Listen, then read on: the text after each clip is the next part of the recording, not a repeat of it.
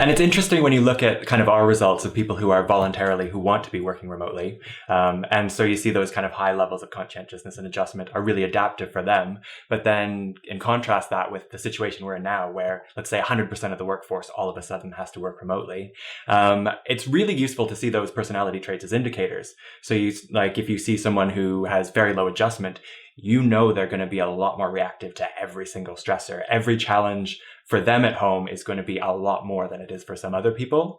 So if you're in a situation where there's no alternative, where people have to be working remotely, you can know ahead of time that that person's going to need a bit of extra support. That's probably the first person you should check on in the day, and check on them a bit more regularly, because you know stuff is going to be tougher for them. But it's also interesting because sometimes, and I've seen this anecdotally, a few people who have really kind of lower levels of adjustment tend to be a bit happier at home sometimes. So sometimes there's a whole bunch of those stressors in the workplace that people haven't been able to control before, like an hour and a half commute each way. And maybe there's something to do with interpersonal conflict in their work environment, where for some people, their biggest stressors have been removed.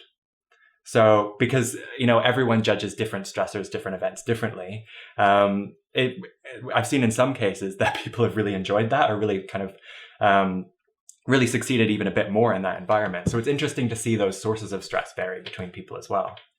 Yeah, and it's interesting too. I was speaking to Tim Burgess. So he runs Shield out of Australia, and he participated in a lot of our research. And he was saying that he finds that people that work for him, they 100% remote. They are very structured.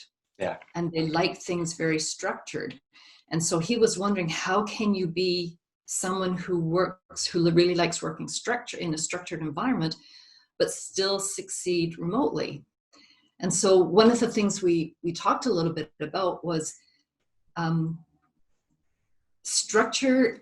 Anybody can be structured. So it's kind of like, if I'm going into the classroom, the stronger the plan I have going in, the more able I am to go down rabbit trails. Yeah. Because I know that I can come back to where it is that I'm going. Mm-hmm. And I think when you're working remotely, you have to be okay with things coming at you that aren't planned.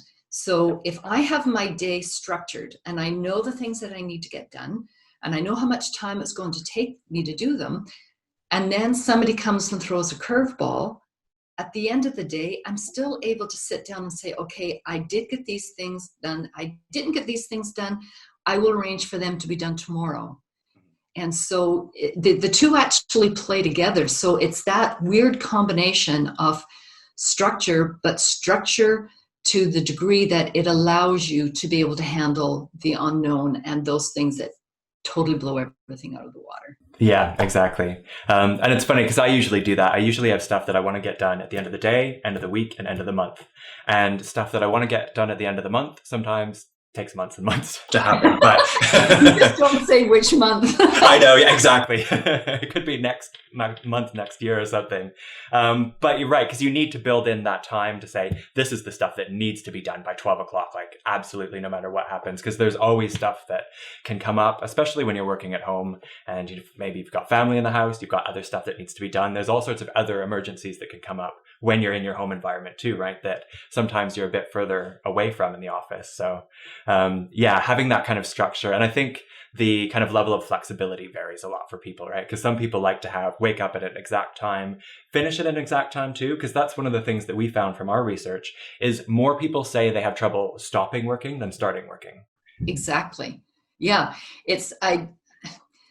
Sometimes I chuckle and sometimes I get really frustrated when I still hear people say, I just don't know if my people who are working from home are actually working. Yeah. And I mean, there is nothing in research anywhere that says that people who are working remotely aren't working hard. Yeah, the reverse is true. They are. It's exactly the workaholism is much higher than the slackers. Unbelievably so. Yeah. And I mean, of course, we have that false impression that just because somebody's in the office, they're working harder and they're getting more work done. Yeah. Which, I mean, whenever you look at the results of productivity when people are working remote, productivity is higher than if you are actually working in the office because you don't have the same interruptions. Mm-hmm. So, yeah, there's still a lot of myths. There's a lot of myths out there still. There are, yeah. But slowly I think we're getting down to the truth of what the reality of it is.